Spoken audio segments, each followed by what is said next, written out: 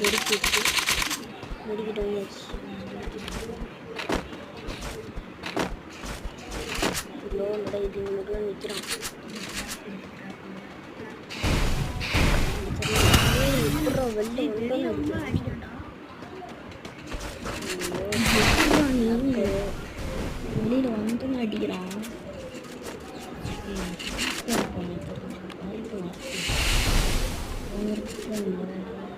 அடிக்க முடியக்கூடாது.